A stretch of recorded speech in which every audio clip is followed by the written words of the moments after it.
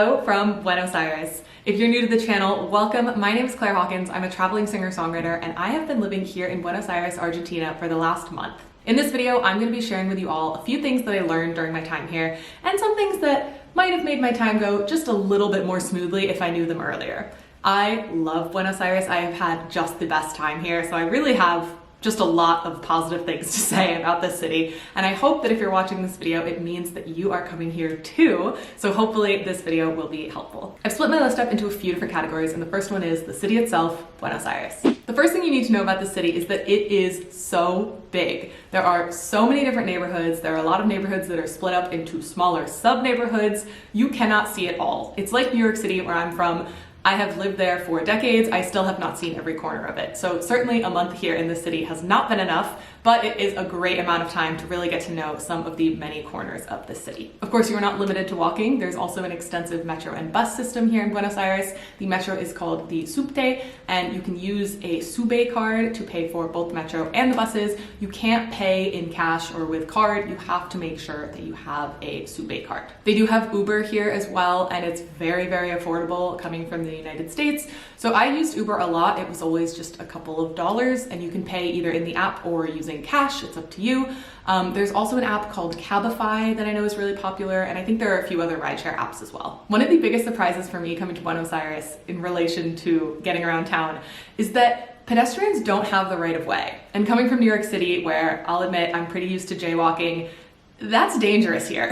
The cars obviously will stop for you if they have to, but they're not expecting to in the way that they do in the US. So be careful. I also found it really interesting that when you're crossing the street and the light, the crosswalk light, is counting down to 0, you know, like in New York we have like a flashing red hand, it's counting down. Here, when it hits 0, the cars go immediately.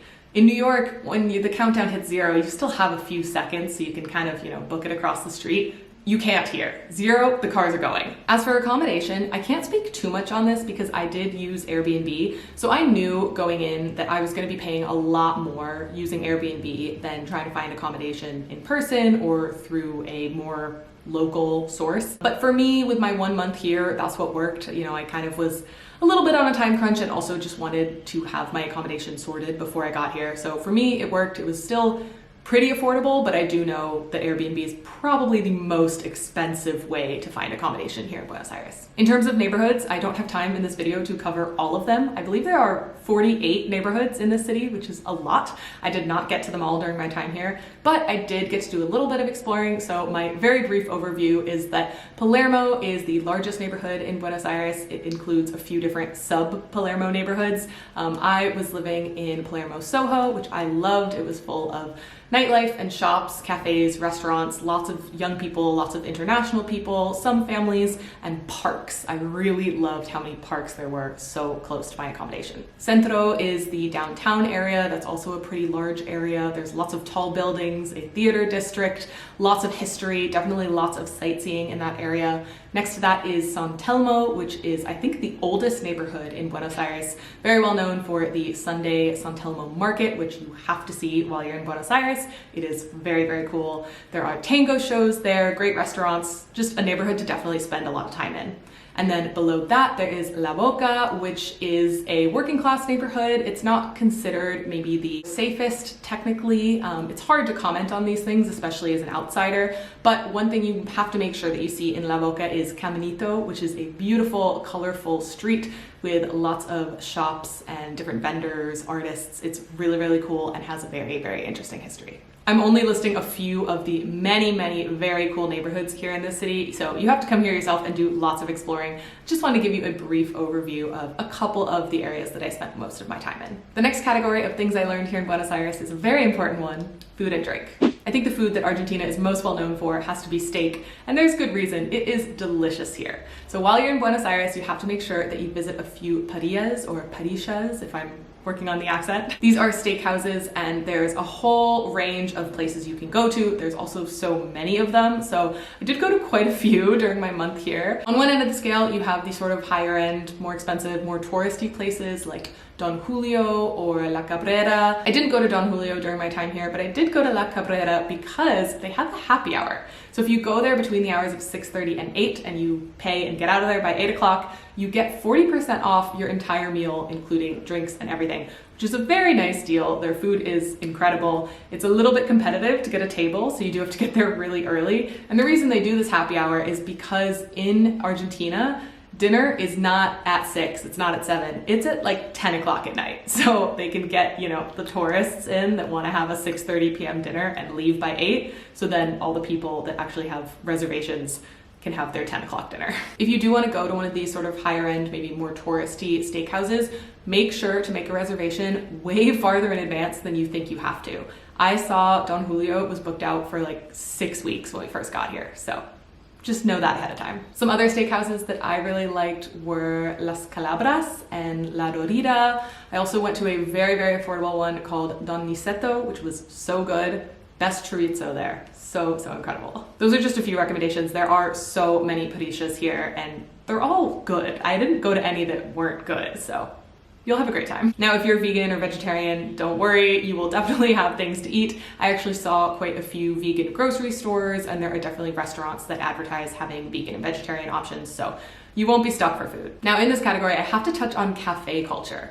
Because people eat dinner so late in Argentina, closer to 9 or 10 o'clock at night, there's an extra meal added to the day here called merienda that comes in between lunch and dinner. And because of this, cafes are super, super popular, and they're also open a lot later than what I'm used to in other cities I've lived in. The neighborhood of Palermo in particular has so many coffee shops, all kinds of different cafes, so many that are great for working in, reading in, catching up with a friend, having lunch, having merienda, whatever it is, there is a cafe for it, and the cafe might be open until 8 o'clock at night, which is so nice. I did notice that a lot of these places tend to be closed on Tuesdays though, so that's something to look out for. Now, to wrap up this category, I have a list of things that you absolutely have to try while you're here in Buenos Aires. First, we have media lunas. These look like croissants, but they're a little bit different. They're a bit sweeter, they're a bit denser, they're delicious. In a similar sweet vein, we have alfajores. These are dulce de leche filled cookies. They're covered in chocolate. There's different ways you can get them. They're so good. I am gonna miss them a lot. Speaking of dulce de leche, you definitely have to try it while you're here. You can get it at restaurants added to a dessert. You can get lots of delicious dulce de leche ice cream. There's many ways to enjoy it. Next, we have choripan, which is a chorizo sandwich. It's really simple, but it's so good. In terms of drinks, you definitely want to try Malbec while you're here.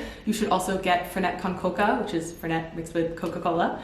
You should try Sidra Tirada, which is draft cider. It's really sweet, really refreshing. And finally, mate. You've got to try mate while you're here in Argentina. It is a very caffeinated tea that is super, super popular, and they drink it in a very specific way. So you'll recognize it anywhere you go. People are drinking it.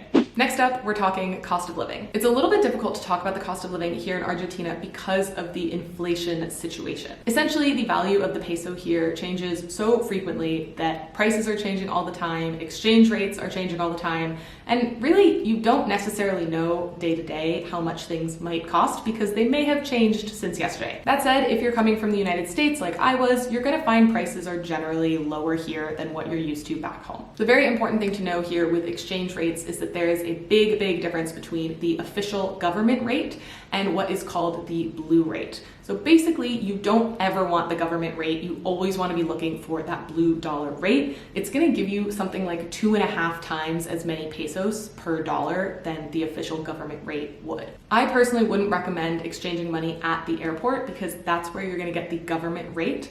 Once you get into the city of Buenos Aires, you can exchange money at cambios, you can go to Western Union. You don't even have to go to an official exchange office to exchange your dollars for pesos. A lot of people will do it in shops, in grocery stores.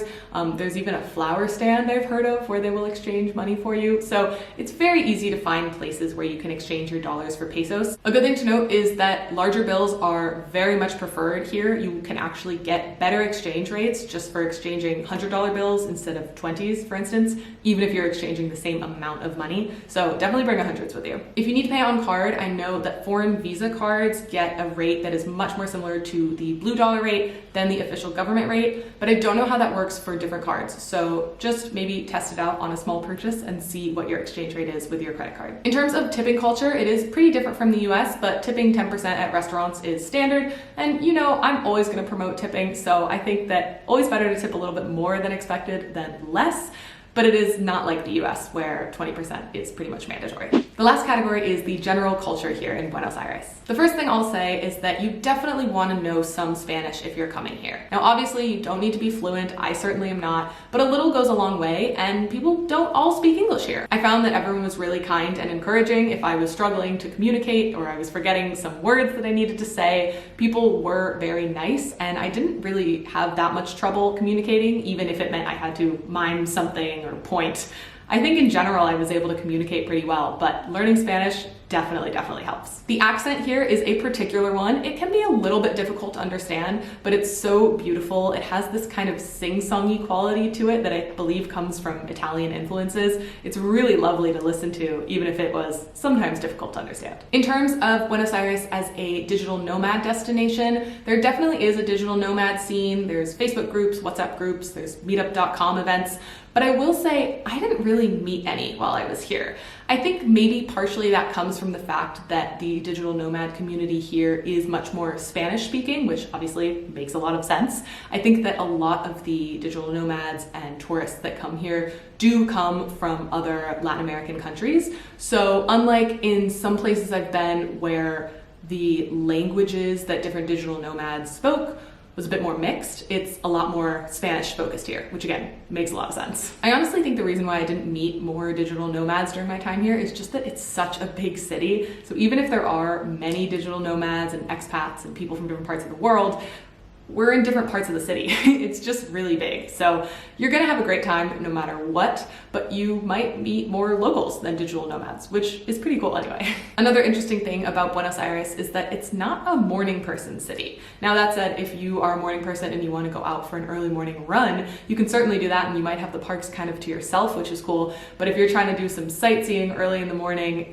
things might not be open. This of course goes both ways in that things are open later into the evening, dinners are later, nights out start later, and I think end later as well. So it's just kind of on a different time schedule. I would definitely make sure that you have WhatsApp downloaded and you have an active account, because WhatsApp is not just used for friends and family here, it's used by a lot of businesses. So if you want to make a reservation somewhere, if you want to join an exercise class, I used it when I did my laundry at the laundromat. The way that you communicate with the businesses here is often through WhatsApp. Lastly, I'll just say that Buenos Aires is such a big, beautiful city that you could come here 1,000 times and have 1,000 different experiences. There are so many things to do, so many things to see, so many things to eat and drink. It is an incredible, incredible city, and I have just been so lucky to get to spend this time here. I'm so grateful. I hope I get to come back very soon. Thank you all so much for watching. I hope this video was helpful if you're coming to Buenos Aires anytime soon, and let me know if you're from here or if you've lived here for a while, what did I leave out? Let me know in the comments. I hope I'll be back very soon. So if you have any recommendations for my next trip here, leave them down below. Please make sure to subscribe and turn on notifications. And if you haven't listened to my new EP, The Name,